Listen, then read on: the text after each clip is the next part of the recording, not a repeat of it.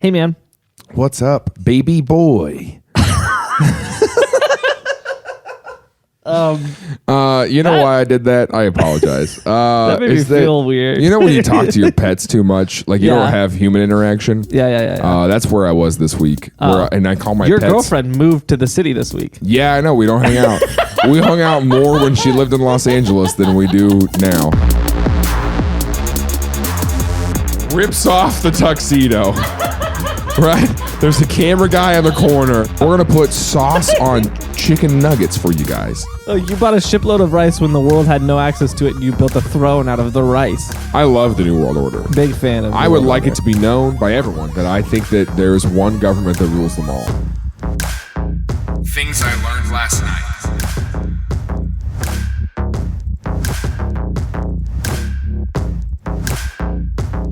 Yeah, you're just you know used what to she did? This is life. real. And I know she's going to come in at some point and grab my cat to go to the vet. So I kind of hope that she's in my apartment right now so she can hear this. She bought a bunch of stuff on Amazon, put the wrong zip code. So all of her stuff is getting delivered to a house in Parkville. And she didn't order it all at once. She never does. She orders it one thing every day. Yeah. Instead of all at once, like a normal human being. Because in her brain, this is how Reagan works, right? In her brain, she goes, I can't justify spending $150, but I can spend $30 a day for 5 days in a row. You know what I'm talking about? And it's just like, dude, what are you, just do it all at once, right? Yeah. So guess who's got to go to Parkville every day to pick stuff up? I mean, it should be her. I agree. Do you know who it is, though? I'm going to guess it's you. No, she's going and getting it today, I think. But she's becoming friends with the owner of this house. And the owner's just like, so when are you going to change your address on Amazon? The owner, here's what was weird. The owner's like, this isn't the first time it happened. And I went, I don't know, you have a very specific address. That's how, well, I mean, not even very specific. Not that there's no non-specific addresses. That's how this works, you know? So, what do you mean? That would mean that the person who lived in Reagan's current apartment had to have also done this. Also did this. Interesting. Anyway. Yeah, that seems intentional. All right, well, hey, man. I'm ordering a bunch of stuff on Amazon and having it shipped there on purpose. I'm going to show up and they'll be like, do you have a similar address? Not at all. Not even close. Not at all. Hey, man. Have you ever heard of the U.S. Mail Service? Close. Have you ever heard of... The Pony Express? Close. Have you ever heard of Emperor Norton? That's not at all anywhere near. No, yeah, I've heard of Emperor Norton. Yeah. Really? Yeah, he's the guy who plays in Fight Club. What? Emperor Norton? Who? He was in the 2008 Hulk movie. You're going to love that joke when you look it up. The 2008 Hulk movie. Yeah, the not good one. Yeah. Before Mark Ruffalo was Emperor Norton. Are you talking about Lou Ferrigno? Not at all. Are you talking about the 80s Hulk? Oh, Edward Norton. There you go. See, was that good? That was worth it if you weren't stupid. That was... Everyone else listening to this got it. You know, I was like Emperor Norton, and everyone else was like, "That's an Edward Norton joke. That's pretty funny." As soon as I said Fight Club, people got it, and you were like, "Are you talking about Lou Ferrigno?" I was like, "I don't think he was in Fight Club." No, I'm not talking about Lou DiGiorno. Come on. I don't follow celebrities enough to get your pop culture jokes. No, Let's start over. Emperor Norton. His name is Joshua Abraham Norton. This feels like can I take a guess at who Emperor Norton is? Yeah, shoot. Is he a guy in like Kentucky who owns a mountain and he like has made this compound and he calls himself Emperor Norton? No, better. He was born in 1818. Oh, okay. So it's like a real old one. Okay. And in 1859, he proclaimed himself Norton the First, Emperor of the United States. Okay, this is kind of what I wanted. Yeah, it's close. That was kind of. I wanted a guy like now to do it, but I'll settle for 1818. You know, 1859. Oh, so that's because he was born in 1818. Almost modern. Almost, yeah. So I don't know. Anything pre-Civil War is, you know, is he the reason for the Civil War? Oh God, no. So Emperor Norton, he was born in 1818 in England. His family shortly after that moved to South Africa, and then to after his dad died, he moved to San Francisco. His parents were pretty wealthy, so he inherited $41,000 from his father after his father passed away. And How much was that now? $41,000 In 1840? Yeah. It's a significant sum of money. I'll tell you that much for sure.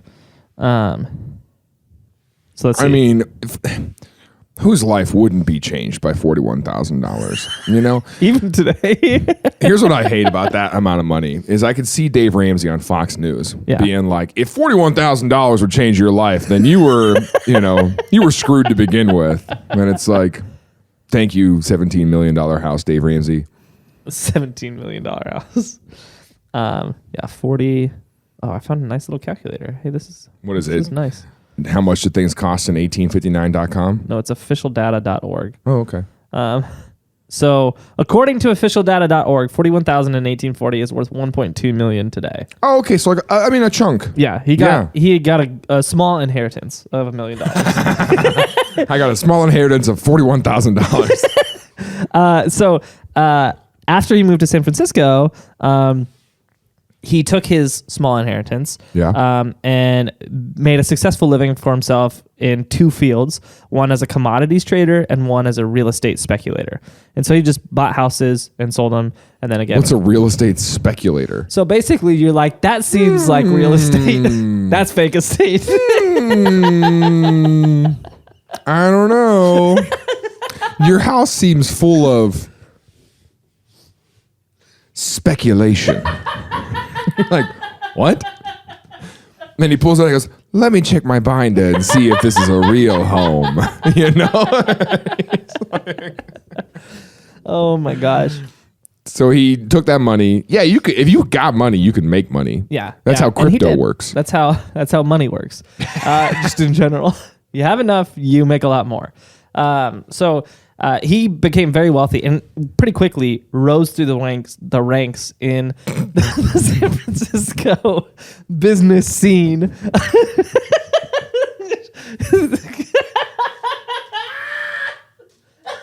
I tried so hard. I'm sorry. The more I thought, don't laugh at that. Same. The more I saw your face shrink into itself.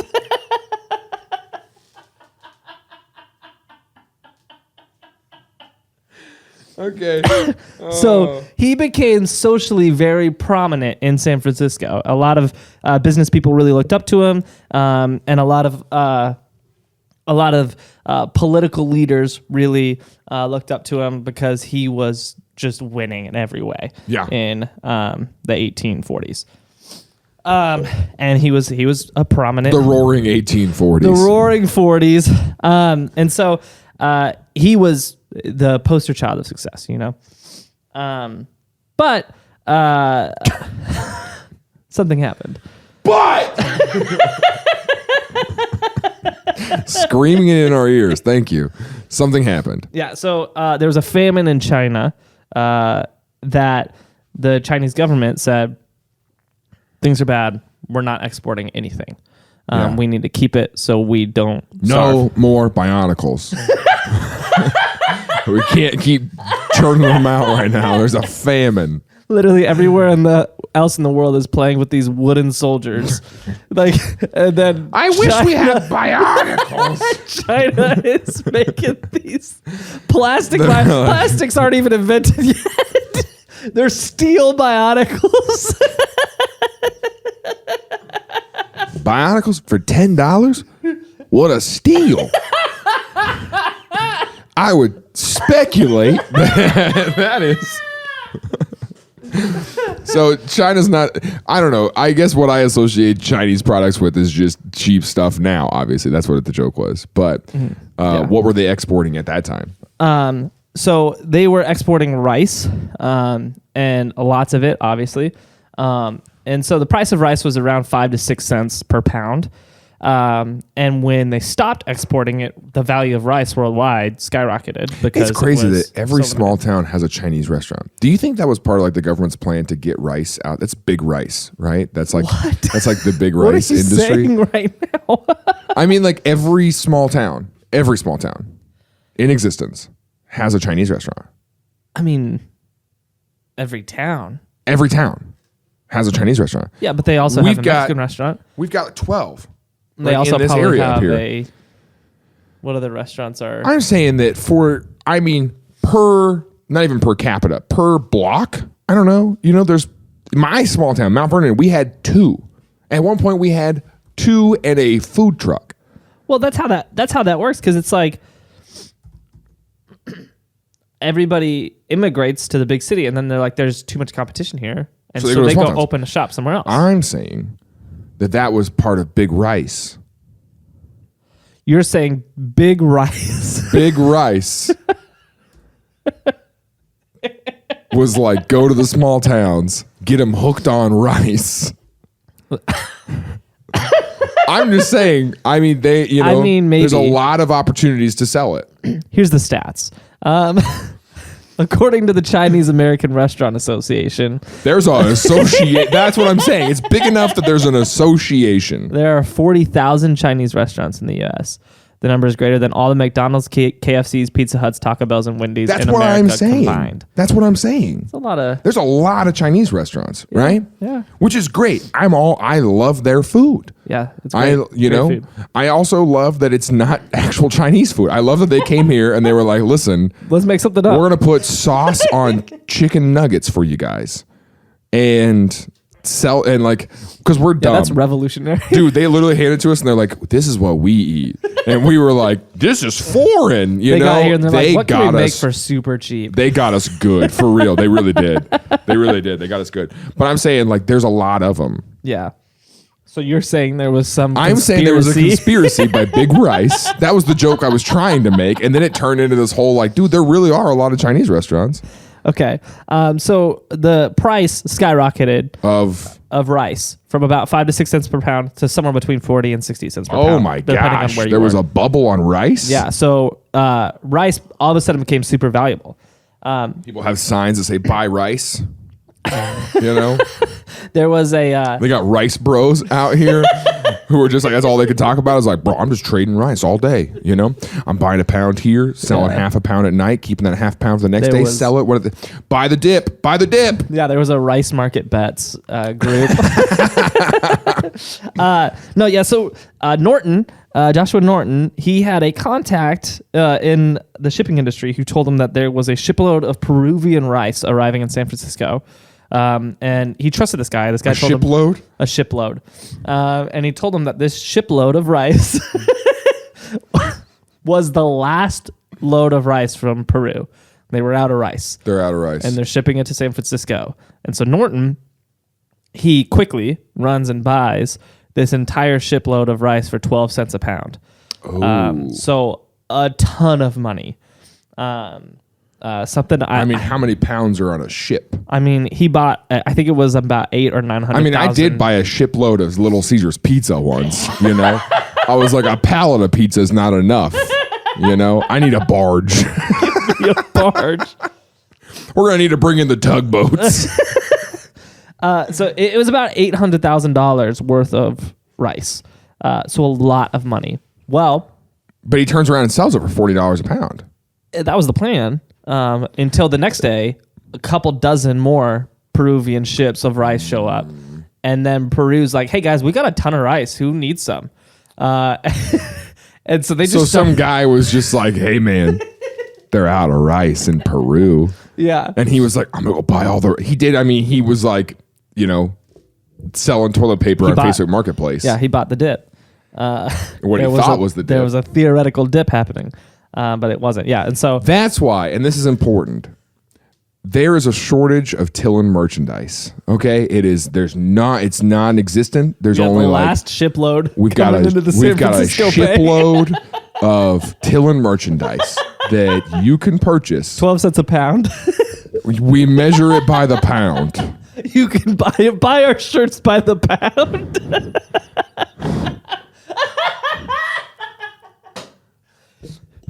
Yeah, honey, I went down to the dock today and I bought myself 26 pounds of TILLN t-shirts. What is happening?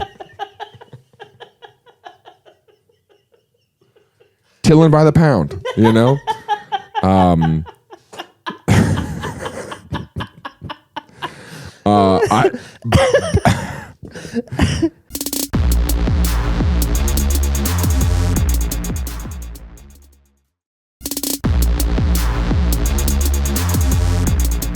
That bit is so funny to me. Is it? So funny to me. You can also, I don't know. I was going to try to make a by the pound joke, like not B-Y the pound, like B-U-Y the pound. Yeah, you know how many dogs you could get? Okay. Just buy the pound. All right. So a bunch more ships came in, and Norton was really mad because he was out because the price. He's just standing over the ocean, just like looking at them all roll in. You know, there better not be any rice on this. Sitting on his now throne made of rice. That he's just I'm the rice king, right? And so,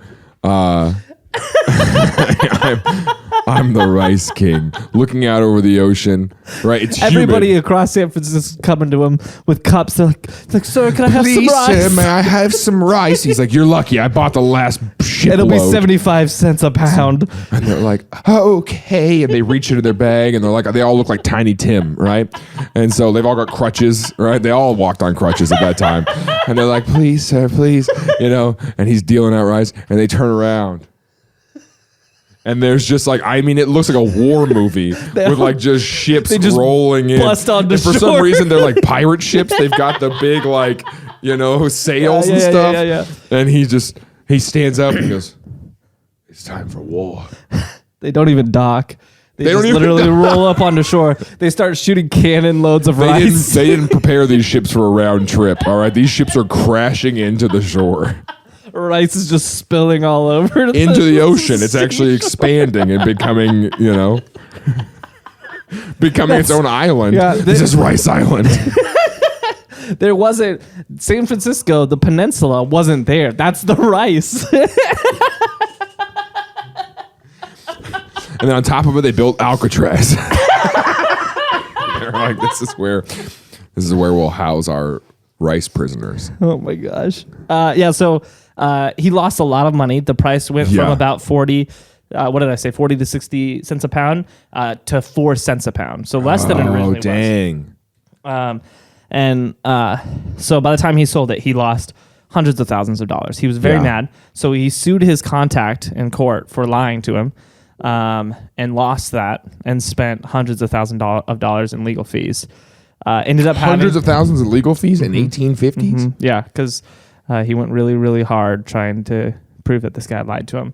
But he lost. So he lost all that money, lost the money from the original deal, ended up having to declare bankruptcy. The bank foreclosed on all of his properties, and he just sort of disappeared. Over rice. Over speculative rice. He was a real estate speculator, not a rice speculator. He got out of his market, and he got out. Stay in your lane. Stay in your lane, Norton. So he kind of disappeared off the face of the earth for about 10 years. There's one record in the middle of that 10-year span where he was a juror in some case. So he got called for jury duty. How long? Like about a 10-year span where he just was disappeared. No one really knows what he was doing in this. But he was a juror? Yeah, he got called for jury duty, and he did that and then disappeared. They found him? They'll serve you just wherever? You're in a cabin in the woods hiding. You're a disgraced rice flipper. Hey, we need another juror. What about that Rice King from a few years ago? Hear me out, right? I don't know why some people have Tiny Tim accents and some people are just like, now hear me out, right? What about that rice guy?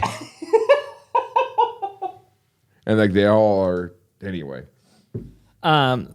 So after about 10 years, in the late 1850s, 57, 58, he comes back into San Francisco and starts kind of showing himself in public again. And everybody at this point is like, they've either forgot about him or his legacy. He walked into town and was like, everyone's going to notice me. And people are like, hi. He's like, yeah, it's me. I was the rice guy. And they were like, excuse me? what? Yeah, I mean, it was me. I was like I bought a bunch of rice. I bought a shipload of rice, and they were like, all right, man, welcome to San Francisco. Like, nobody remembered this at all. Yeah, so a lot of people didn't remember him. Some people did, but he had a tarnished reputation, so they won't do business with him. Some people were like, you're that guy who sat on that rice throne. Yeah. Yeah, that was a weird on move. a throne of rice. Like, you bought a shipload of rice when the world had no access to it, and you built a throne out of the rice. That was like 70 pounds of rice. We kept it. It's in the town circle. We make fun of you. It's in the museum. We actually have once a year, we have a rice festival where we put someone on the throne and we bring them into the middle of the town and we brutally murder them, almost murder them. We don't kill people, but we almost murder them. Oh my gosh. Yeah. It's the kids love it.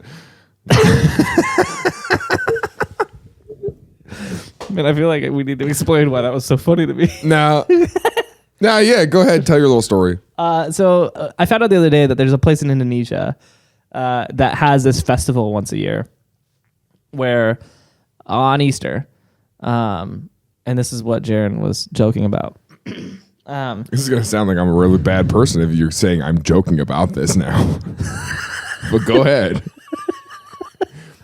Every Easter, they replicate the crucifixion. Yeah, so they have someone build a cross and they carry it through the town square. And they give it, everyone dresses up like the Roman emperors and stuff. And then apparently, allegedly, speculatively, they select someone from the crowd, and it's like a great honor to be crucified. And I mean, they put some nails through their hands and they hang them up and they lift the cross. They don't put anything through their feet.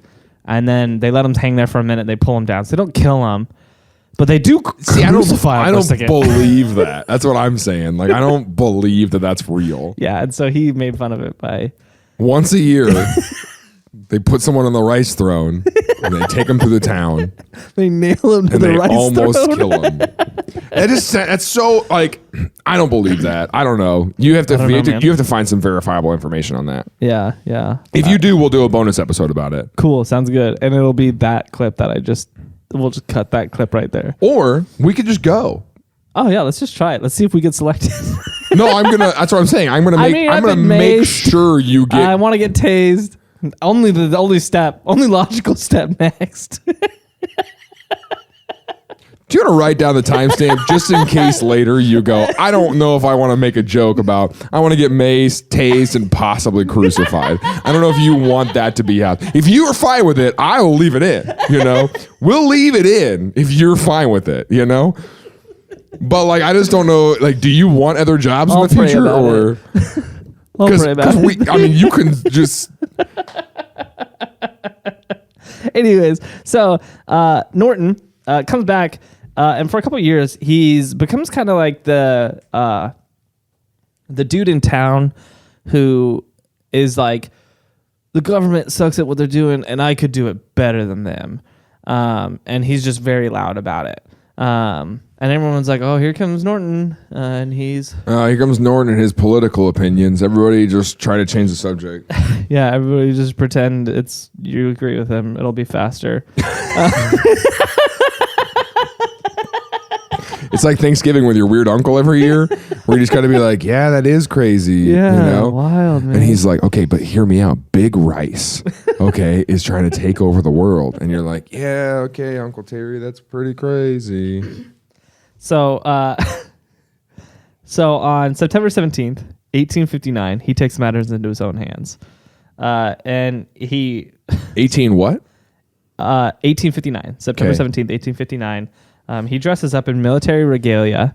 So like an old, like blue, like almost like Civil War era looking military suit. Yeah. With the buttons and the stripe on the pants. And then he's wearing like a raccoon hat that's adorned with all these feathers. Like an explorer hat? Yeah, like an explorer, but it's adorned with a bunch of feathers. So it looks like a midsummer? No. It looks like a Midwest summer? Okay. And he stomps into That's the an San okay Francisco Daily Evening Bulletin newsroom. Yeah. And hands a letter to their editor. Dressed like that. Yeah. And he's got a sword. He has a saber. I was going to say, what I picture is the Capitol riot guy. Well, I mean, he's dressed a little bit more official. This guy looks like he's like, oh, this guy might actually maybe be somebody important. Like the hat's a little weird. Like the newsrooms are busy. Little weird. Newsrooms are like, and they're using typewriters. I don't think anyone's on a MacBook, right? But they're out there like typewriters, yeah. And then the big printing machine that's like, right? And he walks in and slowly you just hear it all get quiet, and everyone's like, you just hear his footsteps across the room. One person's like, that's the rice can. You know? And so it's like whenever the Ice Queen walks in from freaking Chronicles of Narnia. Yeah, yep, exactly, actually. And he walks in and just dramatically puts a paper on the thing that says, I'm the Emperor? What does it say? Well, the editor reads his letter and says, yeah, we're publishing this. The editor is like, this is good. All right. Yeah, no notes. Great work. So they put it in the paper, and here's his letter. Here's what it reads. Oh gosh, are you gonna read the whole thing? Yeah. Great. It says, at the peremptory request and desire of a large majority of the citizens of these United States, I, Joshua Norton, formerly of Algoa Bay, Cape of Good Hope, and now, for the last 9 years and 10 months past, of San Francisco, California, declare and proclaim myself Emperor of these United States, and in virtue of the authority thereby in me vested, do hereby order and direct the representatives of these different states of the Union to assemble in musical hall of this city on the first day of February next. Then and there to make such alterations in the existing laws of the Union as may ameliorate the evils under which the country is laboring, and thereby cause confidence to exist both at home and abroad in our stability and integrity. Norton, Emperor of the United States. I would like, if I'm the editor, right? I'm skimming it and I'm like, all right, this is boring. February 1st? Okay, whatever. I think that's Super Bowl weekend, but okay. All right, like, boring. Hold on. You get to the end and you go, I'm sorry. Did you call yourself Emperor of the United States? And he's like, yeah. Yeah, I'm the Emperor. Like, oh, yeah. We're going to rush this to print now, actually. Yeah. Can we put this? They ran it in that evening's edition. Oh, absolutely they did. Yeah. Absolutely. Someone calls themselves Emperor of the Nation. You go, okay. So that began his 21-year reign. And that's where that song came from. What? Emperor of a Nation. Wait, no. I think Emperor of a Nation. I think you're thinking of, and she's a brick house. She's made of rice because he bought a bunch and it's cheap to make bricks out of brick. Tim the other day is like, yeah, remember on tour when you used to sing that song, She's a Brick House? And I was like, do you not know the title of the song? Brick House? Well, I wasn't sure if Brick House was clear enough. What's that Mercy Me song that goes, I can only imagine? What is that one?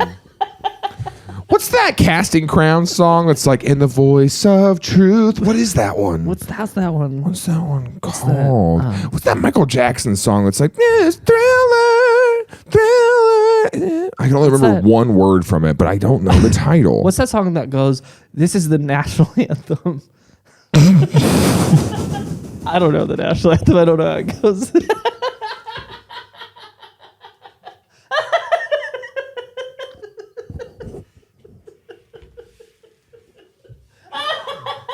What? Oh, say, can you see national anthem? What are you talking about?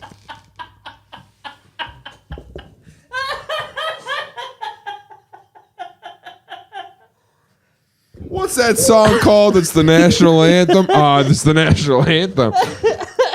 What? Yeah. So So Norton spent his days walking around San Francisco, patrolling the streets, making sure everything was clean and tidy. Why? Checking the police So he really did officers. lose his mind.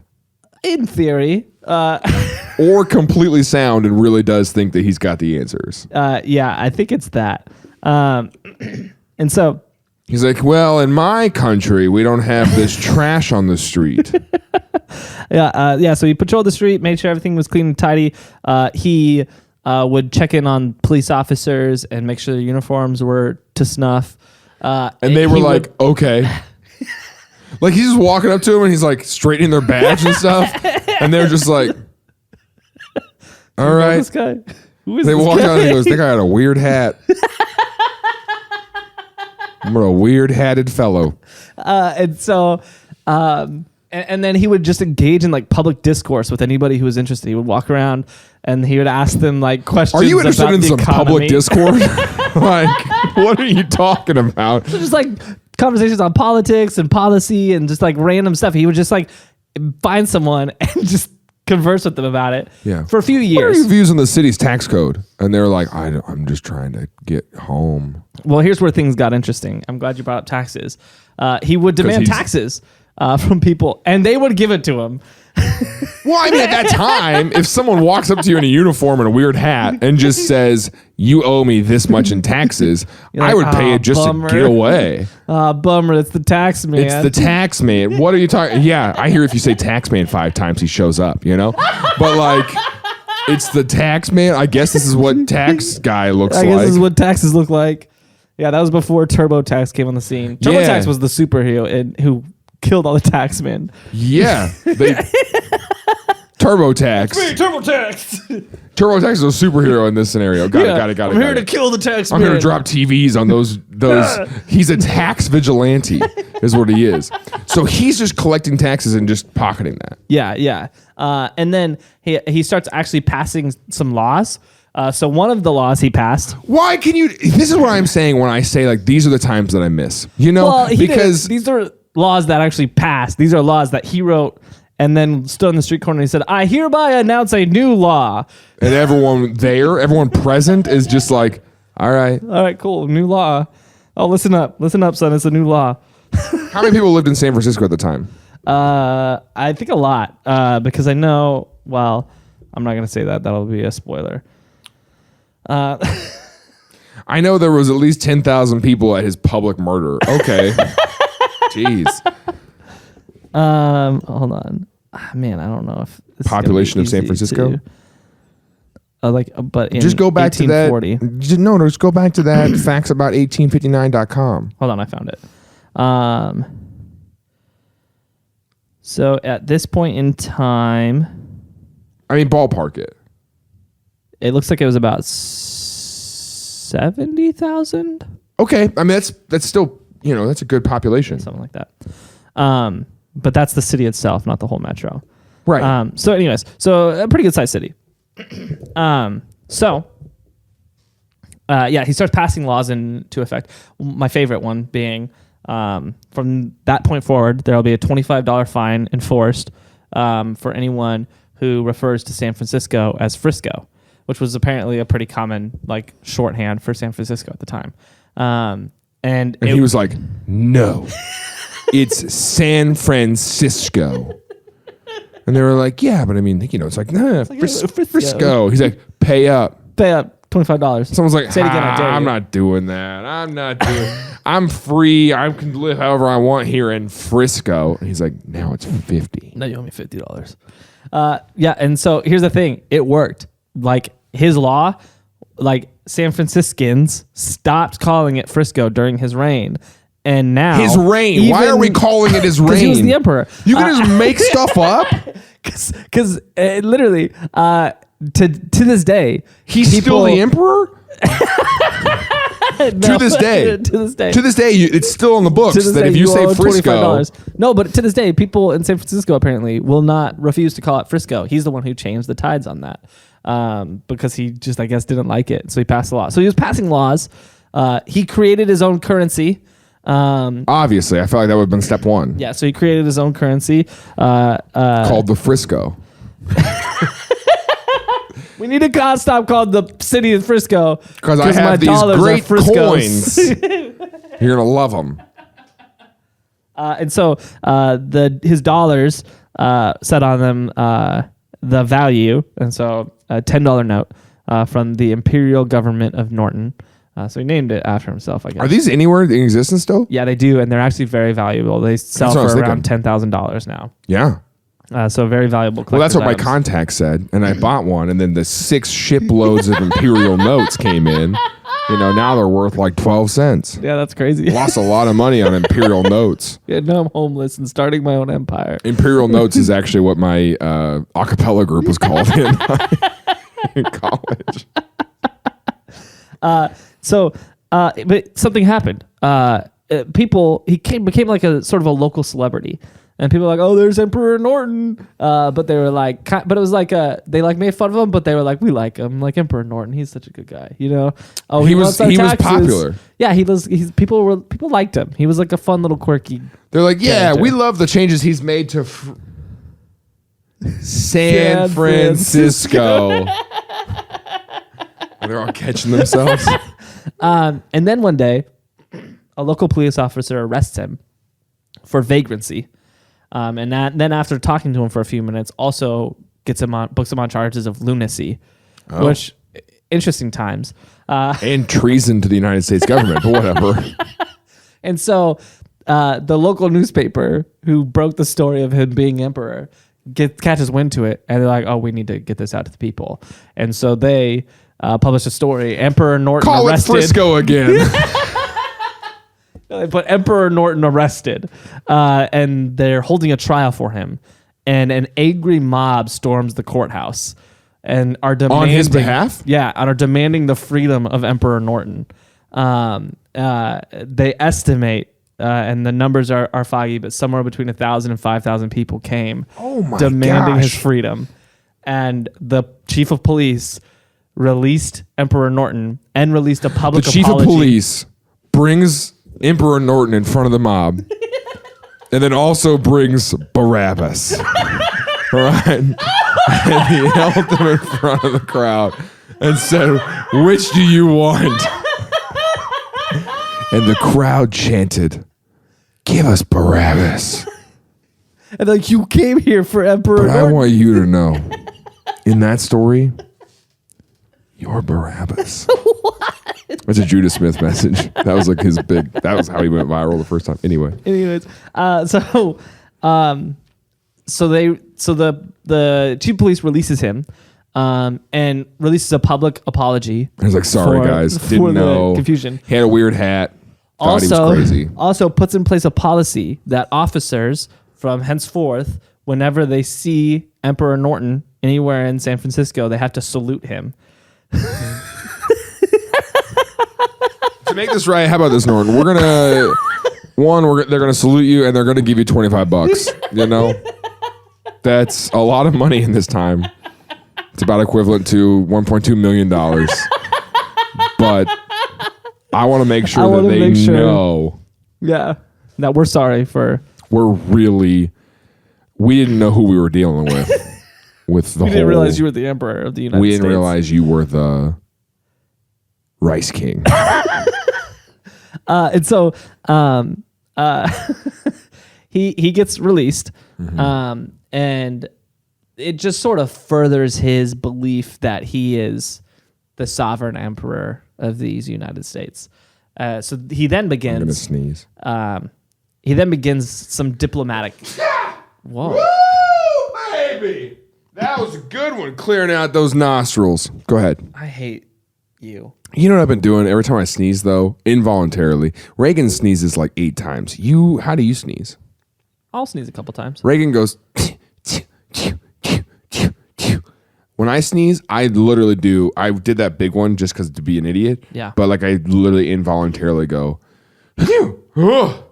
Almost every time. It like shocks you. Yeah, I'm scared of sneezes. I'm like terrified. I go...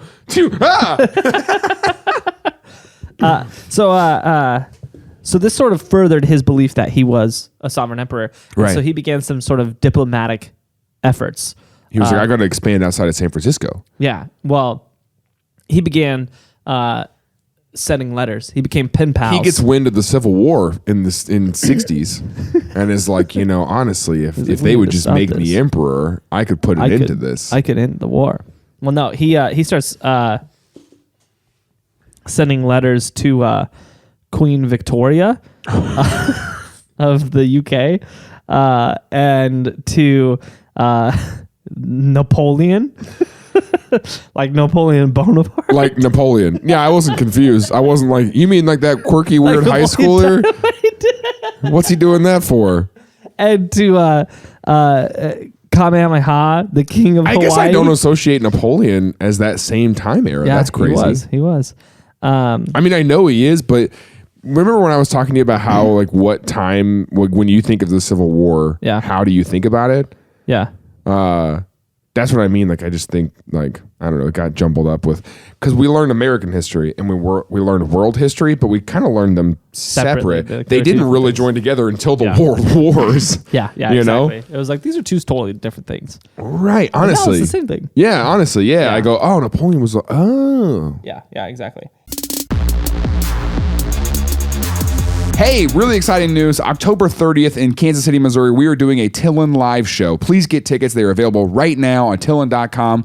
And we're going to have special guests, a live episode, Q&A, bunch of stuff. Tim right now is researching if we can get a monster truck there. You're going to love it. If you are anywhere near Kansas City or you're able to get there, we want to see you there. So please go to the website and buy those tickets because the spots are limited. So let's hang out and just keep making some amazing magic stuff together. Fiddle off, huh?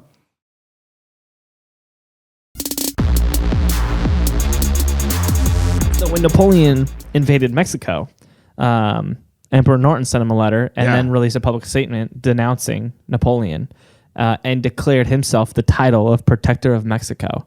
And so Norton is like, I am the Emperor of these United States. I'm Emperor of the United States. Of Mexico. I am the Emperor of the United States and Protector of Mexico. And the Rice King.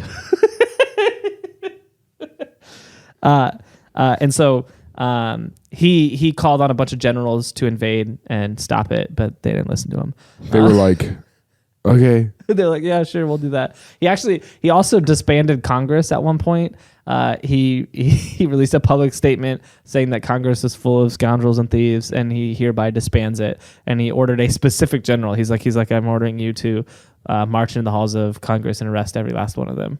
And they didn't do it. They published it in the paper, though. I'll tell you that. It's published. But no, one of the most interesting ones, the king of Hawaii, Kamehameha, which I'm pronouncing the Dragon Ball Z pronunciation, not the real, because it's better that way. But Kamehameha refused to recognize the U.S. government as the leader of the United States. Instead, he recognized Emperor Norton. Why? What? Under what? He was just the first one to send you a letter? I don't know. They became pen pals and they really hit it off. And he's like, I don't like your president, but I like your emperor. I mean, like, your president doesn't remember my wife's name, and I love your emperor. Dude, he's like talking to people in Washington, D.C., and they're like, can I talk to the emperor? And they were all like, they're like, excuse me. He's like, yeah, that guy has been ruling San Francisco for like half a score now. And that's how they talked then, 4 score. And, oh my gosh.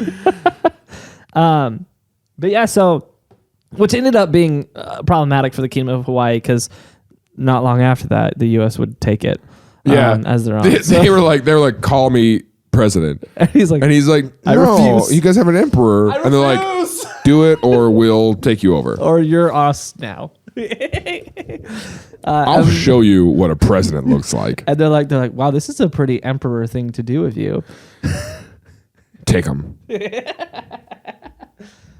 So he actually had some diplomatic efforts. What's interesting is he did publicly come up with some stuff that actually ended up happening. He didn't do it, but it did end up happening. One of the things he fought for a lot. He was like, we're going to go to the moon. By the end of this next century, we're going to go to the moon. And he said that in 1869. He said, we choose to do this and the other things. We choose to do this. Not because they are easy, but because they are hard. To show Napoleon that Mexico will be protected. That Mexico will be from protected the moon. by our moon cannons. All right? They're like, all right. That's why they arrested him on lunacy. Yeah, he's like, no, it's lunacy. Lunacy. You're not understanding it. Do you know anything about the moon? So he largely campaigned for a bridge to be built between Oakland and San Francisco, which happened. Hey, there's a few of those now. The Bay Bridge. He had nothing to do with it. He specifically called for a suspension bridge, which is what it is. It's pretty surprising. He's like, what about a big red bridge? Hear me out. But we call it golden. We say it's gold. People from out of town, they won't see it. I've got just plenty of rice to build it out of. And so it's built out of rice. Golden Gate Bridge. That's a fun fact. It's just fried rice. That's why it's gold. Fried rice. It's fried rice? Yeah, that's it. Not even uncooked. It's fried rice. How often are you eating orange fried rice? Well, fried rice gets a little orangey. It's got a little tinge to it. You put enough of it together. How about you walk out of that whatever Chinese restaurant you were at, go across the street to the other Chinese restaurant and get actual good fried rice. Looks like. So another thing that he was campaigning for in his you're eating fried rust is what you're eating. All right, that's gross. In all his diplomatic engagements, he was arguing for a League of Nations, and he said we need to all team up and become a super nation. Which ended up happening. One world government. With the United Nations. The New World Order. The New World Order is, and so. Which we're big fans of. It was his idea. I love the New World Order. Big fan of I would like it to be known by everyone that I think that there is one government that rules them all. What's the government? We are ruled by an emperor, and we are protectors of Mexico. And so. He actually later in his life, when he was already like established as this emperor, everybody in San Francisco was like, "Oh, it's Emperor Norton. Let's give him some money." He also I'll give him some money. He also, before we jump into this, after he got arrested, he became like famous in the city. Yeah. To the point where he had reserved box seats at the local theater. For free. He could eat in pretty much any restaurant for free. Like he was literally treated like royalty. Most clothing stores would That's just how I was in him. Springfield for a while. I really was. Most clothing stores. Until I came out as pro-vaccine. And they were like, get rid of this guy. So most clothing stores would outfit him for free. Did he only wear his military robes? Yeah.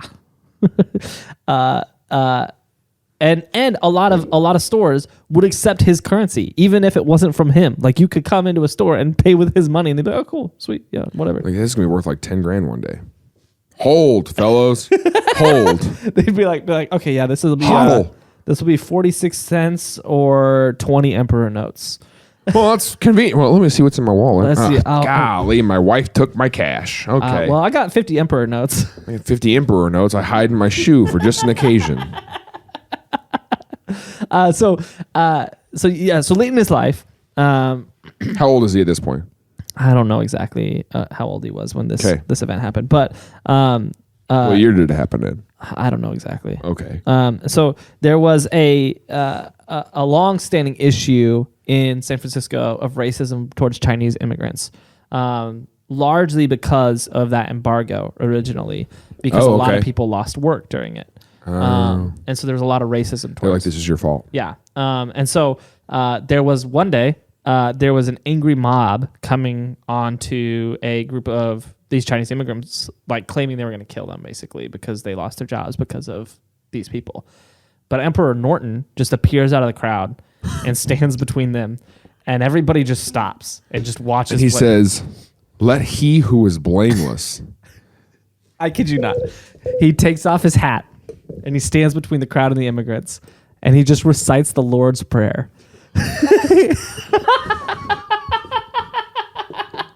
And when he finishes the prayer, he looks up, and everybody's still there, So then he just starts quoting random scriptures until eventually the crowd disbands, and then he tells the immigrants to go home. This is He turns to them and he says, "Where are your accusers?" go and sin no more. Like, sir, we didn't sin. You're right, actually. They turn to him and they're like, "It's called Frisco, you loser." He turns to him and he's like, that'll be $25.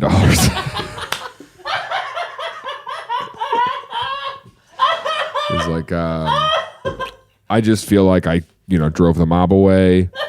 That's not a free service. You think I'm doing this in my spare time? You think I'm an emperor in my spare time? Like, I just feel like I deserve to be paid for my... Yeah. Do you coach for free, Ted? Well, no, I don't. I don't guess I do. But would you? Yeah, I love it.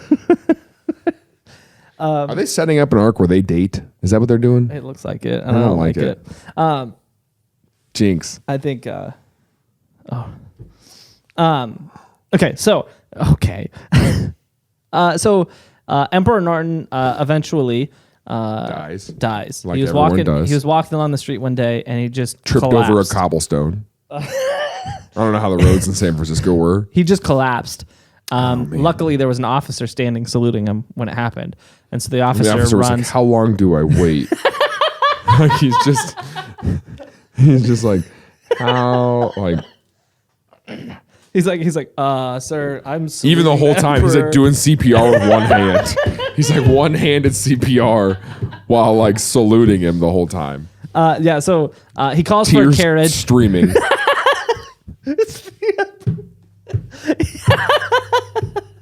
He calls for a carriage to pick him up to take him to the hospital. But before the carriage can arrive, Emperor Norton dies. What were his last words? I actually don't know. He's like, this is messing up my groove. Is that what he said? I imagined.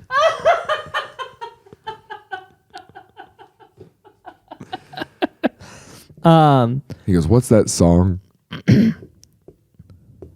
What? that goes, God Bless America? What's that song? How's that? Can you sing it for me? How's that go? Do you know the title of that song? Do you know which one I'm talking about? I don't. Would you just focus? I was trying to stall while you were doing whatever you're doing. I can't find his last words. But the paper. I wasn't serious. I don't care. The paper published that night with the headline front page, "Le Roy est mort," which is a made up language. Is it really? No, I think it's Latin. Yeah, he was actually starting his own language too. His own currency, starting his own language. Was it Long Live the Emperor? No, it was the king is dead. Is it really? Yeah, the king is dead. Oh my god! And they had the article detailing what happened, saying that Emperor Norton had died, and they held his funeral 2 days later. They discovered after he died, they went into his home. He had 2 coins to his name, a bunch of his made-up money, but 2 coins to his name, and he had a bed and a nightstand. That's all he had to his name. So he was clearly pretty poor, despite having the access to everything in the city for free. So, okay. Did his currency then just, devolve when he dies? Well, it became like a collector's item. And so... Like a $2 bill. Yeah, so a bunch of the locals chipped in. They did a GoFundMe to give him a proper burial. And so they got him a really, really nice casket, and they held this big funeral with the police there doing their little gun salute and everything. 30,000 people showed up. Oh my gosh! How? Okay. To lay the Emperor of the United States to rest. Which was, at the time, like half the city of San Francisco came. I am going to write a letter to Mayor Q and say that I'm Emperor of Kansas City. I'm serious. So we need to do a photo shoot with me in like a crown Like the and regalia. like robes and all that stuff. I look at me. I am the new emperor. I'm the captain now. Like I'm serious. No, Tim. Hey, better. We email Applebee's. I'm the emperor of Applebee's now. The Apple Emperor. I stand in Applebee's with this big scroll that says my first amendment to Applebee's. My Applebee's amendment. My amendment bees. My Apple amendment. My bring back the buffalo sauce / seasoning. Praise God. You go to literally every Applebee's in the I country. think we could get a grassroots movement on that. I declare myself emperor of Applebee's. Every single one. You've acted like this is you're like, this would be a funny idea. I'm telling you, I'm doing it. Are you in or out? Do you want to be my vice emperor? Yeah, I'm the V-Emp. V-Imp?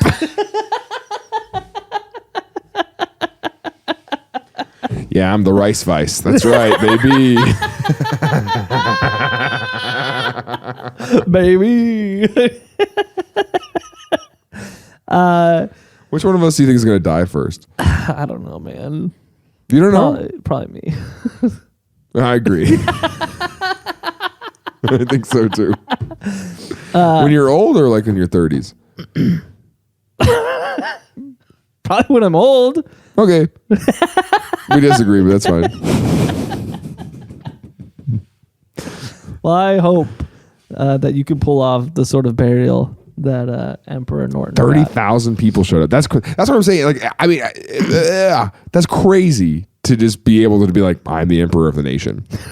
And people are like, yep. Yep, cool, man. I'm down for that. Hey, welcome to San Francisco. There's the Golden Gate Bridge. There's a cool bridge. We got great sushi. Yeah, this is the Emperor of the United States.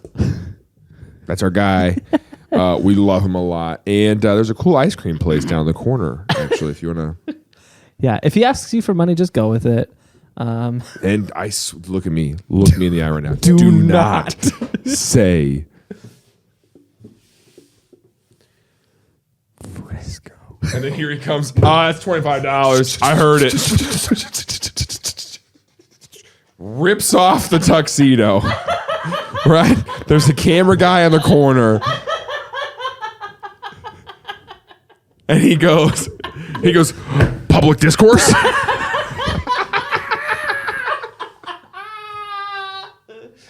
Meanwhile, 6 police officers are standing right behind. Just the attention saluted. This is the dumbest episode we've ever done. All right, that's has anyone else tried to be emperor? Not that I know of. Oh, okay. I mean, I could look into it, I'm sure.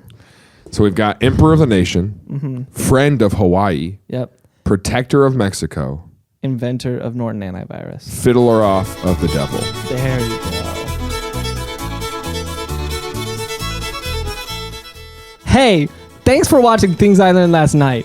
If you like this episode, you can watch more right here, or you can watch some highlights. Don't forget to subscribe and like this video. It helps us out a lot. Also, leave a comment below, and we'll see you next week.